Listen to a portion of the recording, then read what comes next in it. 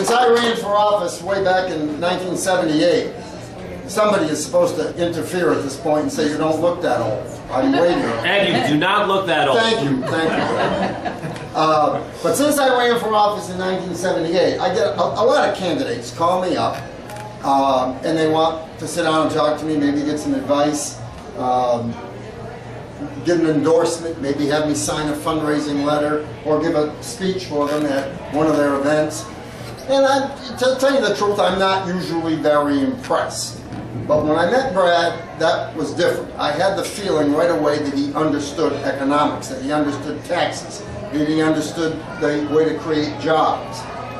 If you do not understand that taxing business destroys the job climate, you're a Democrat. You don't belong here. Go. If you don't understand that raising the meals tax destroys restaurants, causes unemployment among chefs, bartenders, cooks, busboys, waiters, waitresses. If you don't understand that, you're a Democrat.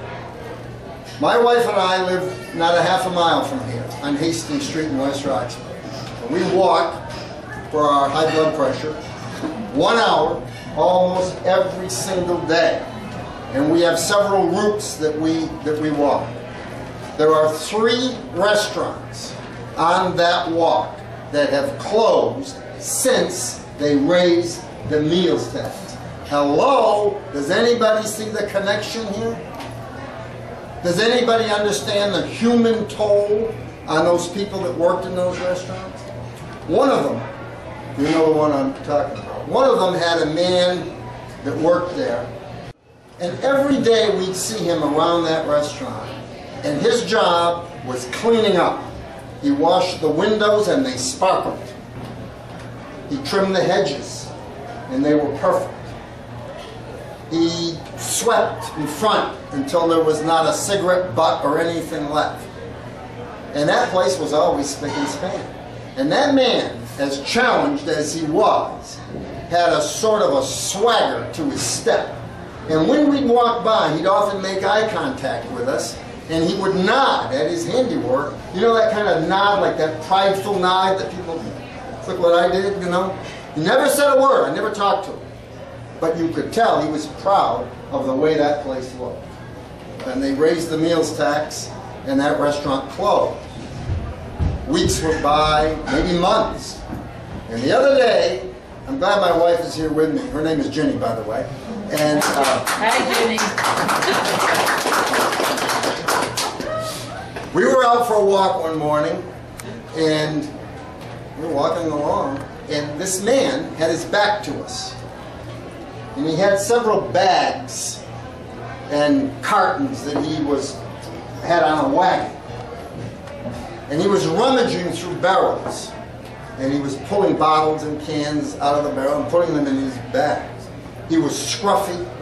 He had a 2 or 3 day beard.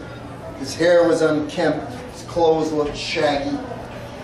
I can assure you there was no swagger to his step. He was bent over doing his thing. And as we approached, this is early in the morning, the sun is just coming up. And he must have heard us coming. And he turned around and looked at us. Guess who? The guy that used to have the swagger in his step and was so proud of what he was doing was now rummaging, picking up bottles so he could get the nickels back at the store. And I thought to myself, every single member of the legislature that voted for that meals tax increase needs to try somehow to understand the human toll that tax increases can take on people.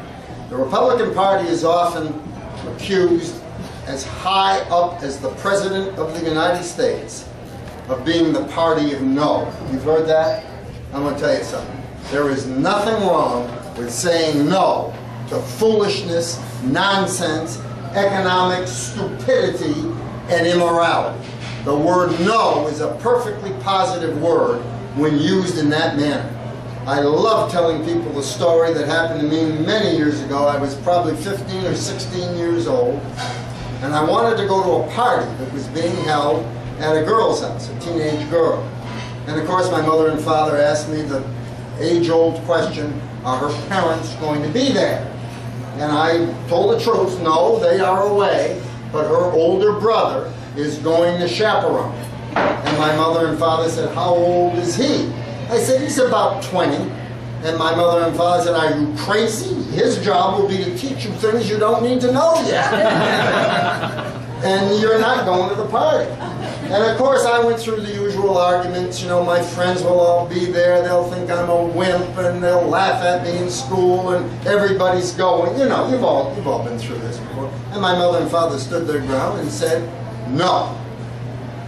A few weeks ago, my 92-year-old mother and I were alone, and we were sitting in the kitchen talking, and I said, I reminded her of that story, she remembered it, and I said, Ma, after all these years, do you want to apologize to me now for not letting me go to that party? You know what she said to me? No. No, she said. And there was nothing wrong with the word no in 1955, and there's nothing wrong with it now. And the job of the opposition party, which is what we are, is to say no. And there is nothing wrong with that. We don't need to apologize. All the tides are running in our direction in this election year. There's no question about it. All the polls show that this is going to be a big year for Republicans. I got news for you. We can still blow. And I'll tell you how we can blow. By being defensive. By apologizing for saying no. By trying to explain ourselves away. Well, the reason we voted against that was because you don't have to do that. The way to win this election is to attack. They are the ones that have to defend. They have done everything for a number of years, and they've done everything wrong. So there's nothing for us to apologize for. And we need to keep on the attack. So my advice to the Senate candidates, and to Brad in particular, is don't back down. There is nothing for us to be sorry about. We have been proven right. All the warnings we gave have been proven to be correct. All of the dire predictions about job loss have been proven to be correct. Budget overruns proven to be correct. The devastating effect of these tax increases has proven to be correct. And we need to keep attacking and go on the offense. And it's hard for Republicans to do that, especially in Massachusetts, because we're so used to getting beat up. I remember I had an aunt who was not a bad person, don't misunderstand me, but she had a habit with her own sons and with nephews and nieces. If you did something wrong, she'd give you a little smack on the side of the head like this. And it got so after a while, when we'd walk by her, we'd go like this. Even if we hadn't done anything wrong, we'd go like this. That's what Republicans have been doing in Massachusetts for years. We're always going like this. No more. Not this year. Not this year. That is not necessary, and we are not going to do it. So I'm here to tell you that I'm going to do everything I can to help Brad, to help him run this campaign. Winnable time for Republicans. The way this district is made up, there is no question in my mind that this can be done.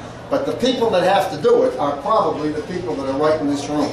The people that write the envelopes, the people that make the phone calls, the people that raise the money, etc. So let's all roll up our sleeves, mine are already rolled up, and we are ready to go and maybe have a Republican senator sworn in January, and I hope it's Brad Williams. Brad, the floor.